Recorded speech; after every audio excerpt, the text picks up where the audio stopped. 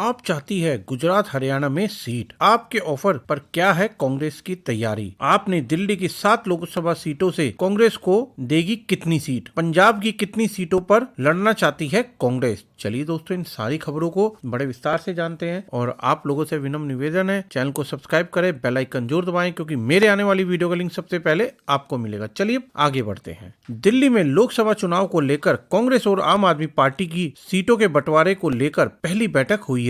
कांग्रेस नेता मुकुल वासनिक के आवास पर दोनों दलों के बीच करीब 2.5 घंटे तक चली बातचीत में दिल्ली के साथ ही पंजाब में सीटों के बंटवारे पर भी बातचीत हुई। बैठक के बाद हालांकि सीटों को लेकर कोई औपचारिक घोषणा नहीं हुई। कांग्रेस की राष्ट्रीय गठबंधन समिति के संयोजक मुकुल वासनिक, राजस्थान के पूर्व सीएम अशोक गहलोत, वरिष्ठ कांग्रेस नेता सलमान खुर्शीद, मोहन प्रकाश और दिल्ली पीसीसी प्रमुख अरविंदर सिंह लवली के अलावा आप नेता संदीप पाठक और दिल्ली की मंत्री आतिशी और सौरभ भारद्वाज ने सीट बंटवारे की संभावनाओं पर चर्चा की। लेकिन खबर यह है कि आम आदमी पार्टी की तरफ से कांग्रेस को दिल्ली में 7 में से 3 और पंजाब में 13 में से 6 सीटों पर लड़ने का ऑफर दिया है। ऐसे में सवाल यह है कि अरविंद केजरीवाल की पार्टी के इस ऑफर को क्या कांग्रेस स्वीकार करेगी? अगर अखबार की रिपोर्ट को माने तो उसमें बताया गया है कि आपने दिल्ली के 7 लोकसभा सीटों में से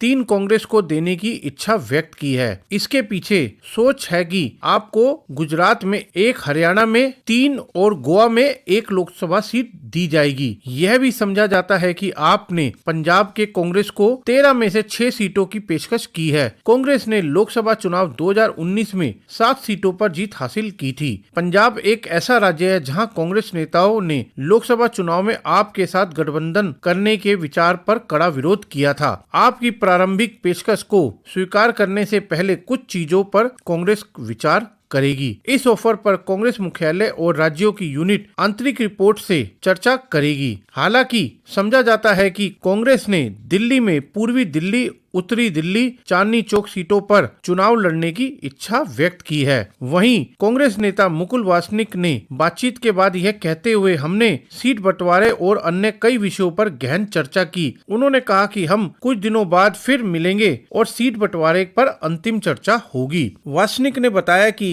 हम बाद में सीट बंटवारे की योजना को अंतिम रूप दे देंगे। हम जोरदार तैयारी के लिए मिलकर चुनाव लड़ेंगे और बीजेपी को हराएंगे। चर्चा के बाद क्या बात हुई इसका खुलासा करना ठीक नहीं होगा, थोड़ा इंतजार करना होगा। उन्होंने कहा कि हम पहले ही साथ मिलकर चुनाव लड़ने का फैसला कर चुके हैं। कांग्रेस और आप इंडिया ब्लॉक में अहम घटक हैं। समझा जाता है कि नेता सीट बंटवारे की शर्तों को अंतिम रूप के बाद अगले कदम के रूप में करीबी समन्वय करने और रणनीतिक प्रबंधन के लिए एक ज्वाइंट वॉर रूम स्थापित करने पर भी सहमत हुए हैं।